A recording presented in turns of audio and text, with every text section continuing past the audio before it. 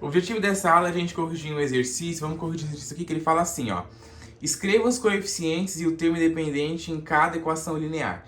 Então, a gente tem aqui, ó, essa primeira equação linear aqui, né? Primeiro a gente verifica se ela é uma equação linear, né? Ela tem as características, ela obedece as coisas, né, que a função linear tem. E a gente vê que sim. A gente vê que ela tem uma incógnita só em cada termo, né? Não tem nenhum expoente aqui diferente de 1, né?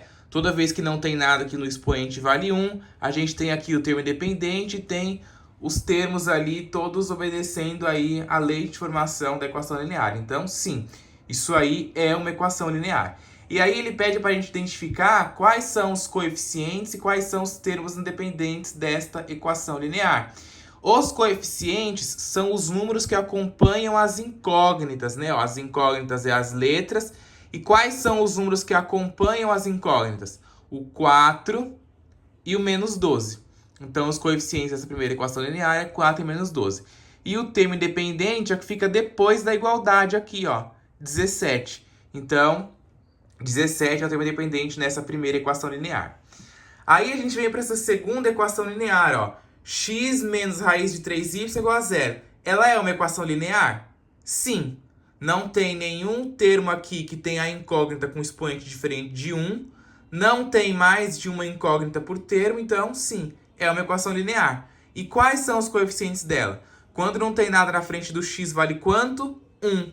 Então, o primeiro coeficiente é 1 e o segundo coeficiente é menos raiz de 3. Aí o pessoal pergunta, mas pode ter raiz como sendo aí o coeficiente de uma equação linear?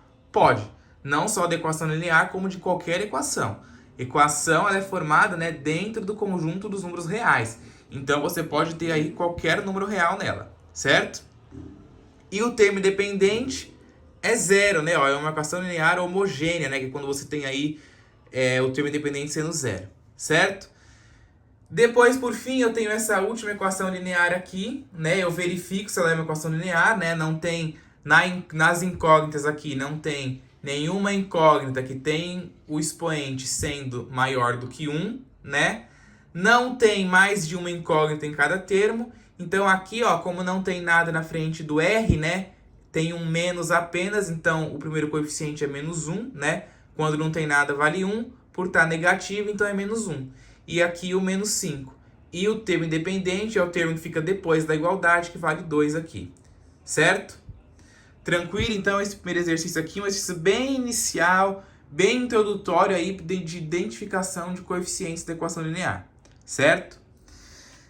Depois, a gente tem aqui, ó, classifique cada equação em linear ou não linear. Então, eu já até falei ali em cima, né, as características principais da equação linear. Nas incógnitas, não ter um expoente maior do que 1 e nem ter mais de duas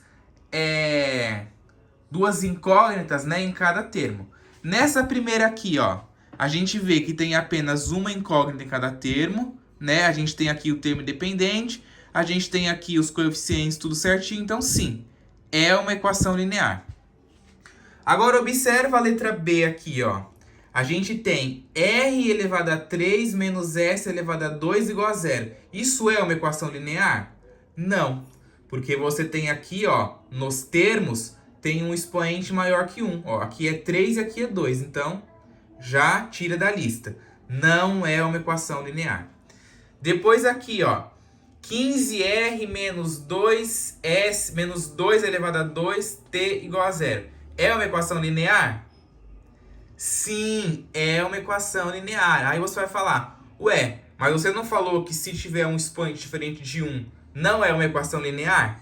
De fato. Só que isso só acontece se o expoente estiver na incógnita. Aqui o expoente está no número. Quanto que é menos 2 elevado a 2? Menos 2 elevado a 2 dá menos 4, né? Porque aqui não está entre parênteses, né? Não se esqueça dessa diferença.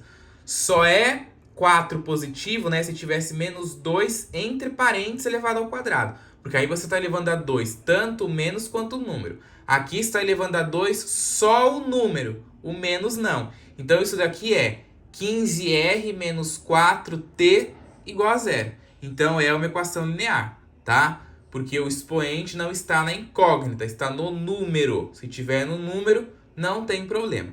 Ok? Por fim, essa outra aqui é uma equação linear? Não, porque você tem produto, né? Você tem mais de uma incógnita em um único termo, né? Aqui você tem um termo só com duas incógnitas. Então, isso daí não é uma equação linear, certo? Aí depois a gente tem aqui o exercício número 3, que ele fala assim, ó, qual equação tem como solução esse conjunto ali de solução, ó, 1, 2 e menos 5. Aí a primeira equação que ele deu é essa equação aí, ó, 4x menos y mais z igual a 0. Para a gente ver se esse conjunto é solução dessa equação linear, basta você substituir os números que estão aqui, respectivamente, em cada incógnita. O que significa dizer que é respectivamente? O 1 você vai substituir na primeira incógnita, o 2 na segunda incógnita e o menos 5 na terceira incógnita. Certo? Então vai ficar 4 vezes 1 menos 2, né, ó, que é menos y, vai ficar menos 2, mais o z, que é menos 5.